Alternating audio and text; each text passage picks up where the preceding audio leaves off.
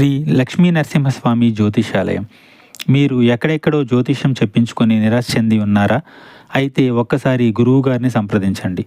ఈ గురువుగారు ప్రత్యేక వశీకరణం, ప్రేమ, పెళ్లి, విద్య, ఉద్యోగం, వ్యాపారం, విదేశీ ప్రయాణాలు, కోర్టు సమస్యలు, రాజకీయ సమస్యలు, సంతాన సమస్యలు, భార్యాభర్తల మధ్య అనుమానాలు, వ్యవసాయంలో నష్టాలు, ధనం నిలకడగా లేకపోవడం, రియల్ ఎస్టేట్, మనశ్శాంతి లేకపోవడం, మీ జీవితంలో ప్రతి ఒక్క సమస్యకి పరిష్కారం గురువుగారి దగ్గర కలదు. మీ యొక్క ఫోటో, చెయ్యి చూసి ఫోన్ ద్వారానే జ్యోతిష్యం చెప్పబడును. వశీకరణ స్పెషలిస్ట్ శివనాగరాజు గారు. Phone number 8143339666. అస్సలు ఇంట్లో నుంచి బయటకు రావద్దు. ఎందుకంటే ఒకటి జరగబోతుంది. ఒక సంఘటన. ఆ యొక్క సంఘటన ఎలా జరుగుతుంది, ఎప్పుడు జరుగుతుంది అనేది చెప్పలేకపోయినా జరుగుతుంది. కావున ఈ జాగ్రత్తలు పాటించండి. ఆ సంఘటన ఏమిటో కూడా చెప్పగలుగుతున్నాము. ఒకసారి ఈ వీడియో చూస్తే మీకే అంతా అర్థమవుతుంది. వీడియో నచ్చితే తప్పకుండా ఒక చిన్న లైక్ చేసి మమ్మల్ని ఎంకరేజ్ చేయండి.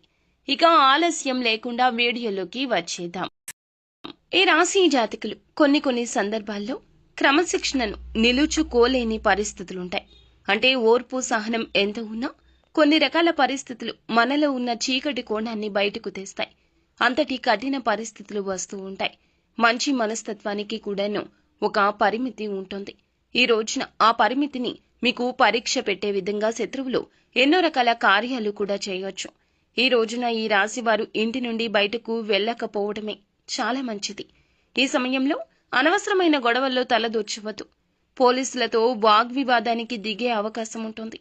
పోలీస్ కేసుల వరకు వెళ్లే ప్రమాదం కూడా ఈ రోజున మీ జీవితంలో కానవస్తోంది. స్నేహితులతో చర్చా గోష్ఠిల్లో పాల్గొనడం, అలాగే శుభ కార్యక్రమానికి వెళ్లి మీ పని మీరు చేసుకుని రావడానికి వెళ్లి కూడా వేరొకరి పనిలో తలదూర్చడం జరిగిపోతుంది.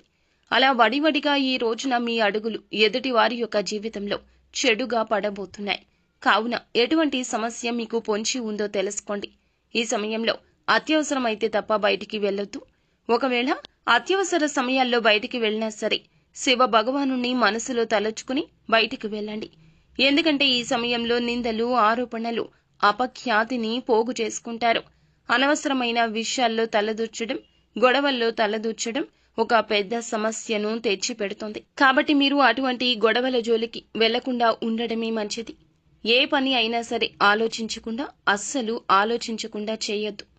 ఎందుకంటే ఈ సమయంలో మీ పైన నింద లేదా ఆరోపణ, పోలీస్ కేసుల వరకు వెళ్లడం, ఉద్యోగ వియోగం జరగడం, వ్యాపారంలో నష్టం కలగడం, ఇలాంటి ఏదైనా జరగవచ్చు.